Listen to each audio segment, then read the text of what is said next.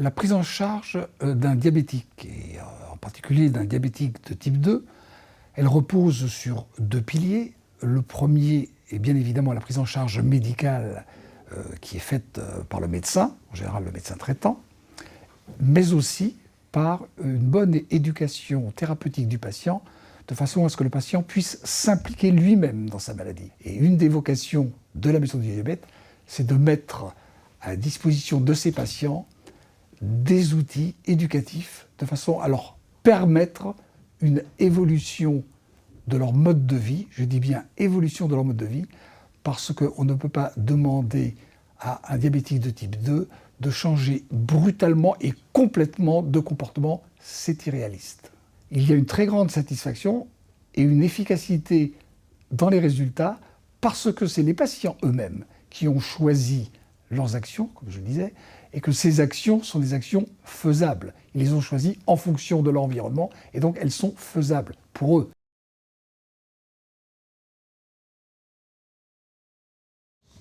Alors, bonjour messieurs, dames. Je me présente, donc je suis Audrey Boutin, je suis diététicienne donc, à la Maison du Diabète de Bordeaux. Donc je viens d'un petit peu plus loin, n'est-ce pas? Aujourd'hui, on va faire ensemble un livret. Donc on vous a proposé de venir pour apprendre à maîtriser les risques cardiovasculaires. Les risques cardiovasculaires, ça va être la santé de vos artères. Nous sommes donc ici dans la première phase qui vise tout d'abord à accueillir les apprenants, bien sûr, et ensuite à les amener à travailler à partir de leurs résultats d'examen, les plus récents possibles, de façon à traduire ces résultats d'examen en points que nous avons travaillés bien sûr au préalable et qui sont présentés dans le livret qui est remis à chaque personne.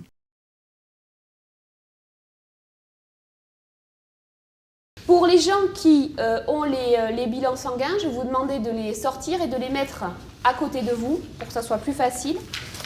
On va calculer chacun. Je vais vous demander de mettre la date en haut. Grâce aux consignes du formateur, grâce aussi au livret qui présente un repérage à l'aide de couleurs, les personnes sont amenées à convertir en fait tous ces résultats d'examen qui sont présentés souvent en unités très différentes. Ils sont invités justement à les convertir en points de façon à obtenir un total santé qui est ensuite rapporté à la santé de leurs artères. Si j'ai une tension, ça c'est le premier chiffre, inférieur à 13, d'accord? Si j'ai 12,6 par exemple, je gagne 10 points. Pour les personnes qui ont des difficultés en lecture et en écriture, un code de couleur a été prévu de façon à ce que ces personnes puissent, comme les autres, prendre leurs repères et conserver ces mêmes repères jusqu'à la fin du livret. On va calculer le HDL cholestérol. D'accord? Donc celui-là, c'est celui qui protège. Voilà. Et là, Michel. C'est Michel. Vous allez maintenant calculer votre nombre de points, c'est-à-dire que dans toutes les cases, il y a marqué nombre de points, vous allez les additionner et vous allez calculer, vous allez mettre en bas le score que vous avez obtenu. Est-ce que vous pouvez nous lire un petit peu les totales santé que vous voyez? Les chiffres, est-ce que vous les voyez d'ici? Durant ce moment, les apprenants viennent mettre leurs résultats donc, sur un tableau de synthèse. Alors pourquoi ce tableau de synthèse? Eh bien tout simplement parce qu'il va permettre d'activer l'analyse par des comparaisons entre les différents résultats. C'est ce qui va permettre à certains apprenants, par exemple, de découvrir qu'ils peuvent avoir le même total santé tout en ayant des résultats différents pour chacune des variables. Vous pouvez avoir le même résultat, mais si on regarde, je ne sais pas, par exemple, au niveau de Manoubia, par exemple, elle a 38, on va prendre quelqu'un d'autre. Ouais. Allez, Manuel. Avec Manuel, 38 aussi.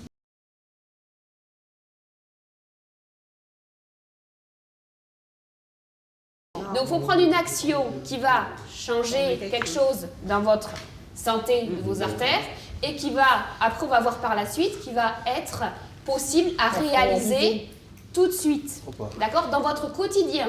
On va prendre ensemble, on va faire un exemple sur la vignette numéro 1. C'est « Je mange moins salé ».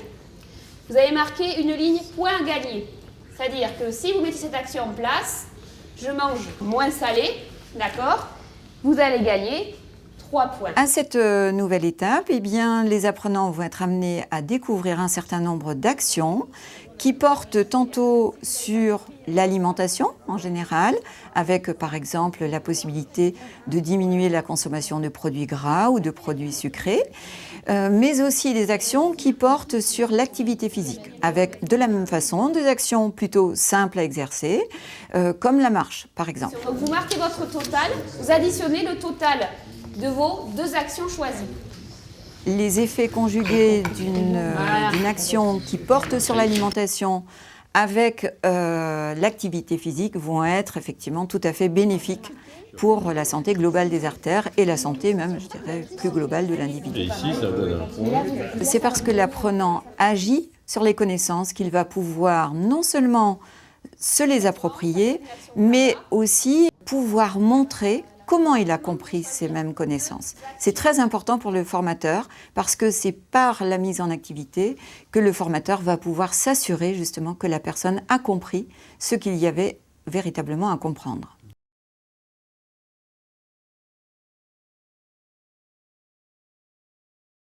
Lorsque l'apprenant a choisi 2 actions, l'une du côté de l'alimentation, l'autre du côté de l'activité physique, eh bien, il s'agit à ce moment-là de rapporter ce choix à la faisabilité en contexte. Alors pourquoi c'est important? Parce que, bien évidemment, l'action n'est pas qu'une décision au moment de la séance d'éducation. Il s'agit de s'engager à réaliser une action en continu, en tenant compte justement des contraintes, mais aussi des atouts de la vie familiale, de la vie sociale, de la vie professionnelle, des valeurs culturelles aussi auxquelles chacun est attaché. Ça ne sert à rien de prendre une action trop difficile pour vous. Il faut que ça soit le plus... Il ne s'agit pas pour la formatrice de décider à la place de la personne, il s'agit bien de l'aider à analyser tous les éléments qui vont intervenir à la faveur ou à la défaveur de la mise en œuvre d'une action et d'appuyer, d'encourager, de stimuler, de façon à ce que ce soit l'apprenant qui décide véritablement si telle action est pour lui réalisable ou non.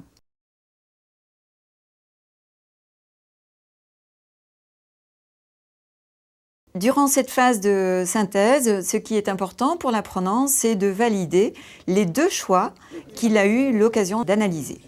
Il a analysé donc les bénéfices sur la santé de ses artères, mais il a aussi analysé la faisabilité de ses actions et il va donc s'engager à les mener. C'est lui qui décide, bien évidemment. C'est bien la personne qui va mener ses actions, non pas de façon ponctuelle, mais de façon continue. Dans la maladie chronique, les résultats ne vont pas se voir sous 3 jours, 5 jours ou une semaine. Les résultats vont se voir sur le long terme et c'est bien pour cela que ce tableau de suivi sur 5 années va être un élément très encourageant pour le patient lui-même qui va voir justement l'évolution de toutes les données qui le concernent.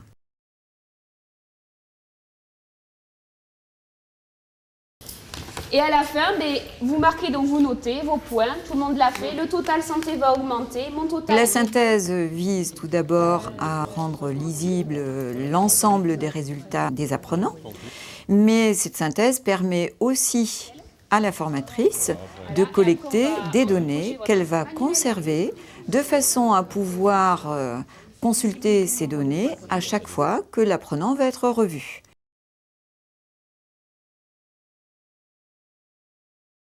Et à partir de maintenant, les 2 actions que vous avez choisies seront à mettre en place. Eh bien, Voilà. d'une part, en principe, les apprenants vont mettre en œuvre les actions qu'ils ont choisies, ça reste quand même l'essentiel. Et du côté de la formatrice, eh bien, il s'agira de programmer d'autres situations d'apprentissage de façon à compléter le travail sur les connaissances parce que ces personnes en ont besoin. La mission de la Maison du Diabète est donc pleinement accomplie, dans la mesure où elle permet aux apprenants de se rencontrer. Nous le voyons, nous entrons là dans une nouvelle dynamique avec un appui essentiel, c'est l'implication de la personne.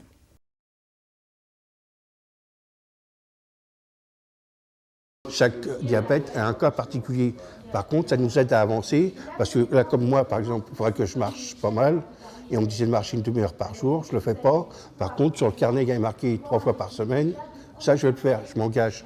Les graisses, pour moi, ça ne fera pas de mal, je m'engage, vous voyez ce que je veux dire. C'est des trucs, il y a quand même des choses qu'on peut faire soi-même. La maison du diabète m'a d'une part redonné le goût de vouloir faire à manger, d'apprendre, de définir les protéines, les glucides, enfin et ainsi de suite, et m'a surtout aussi appris à manger autrement.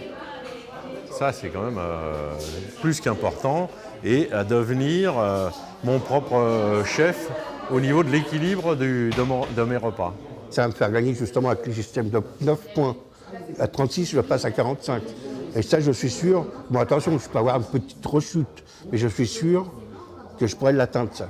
Je trouve que d'être simplement avec les médecins, c'est pas suffisant. Parce que déjà, le médecin, il aurait fallu qu'il passe au moins 1 heure avec vous. Or, ils ne prennent jamais ce temps-là. Des fois, en un quart d'heure, ils ont fait le tour. Tandis que dans une association, on peut en discuter, on peut en parler. C'est quand même...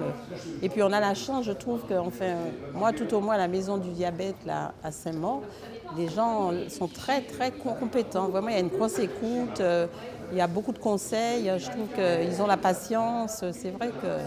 Moi, ça a été vraiment quelque chose de salutaire pour moi, d'avoir connu ces gens-là.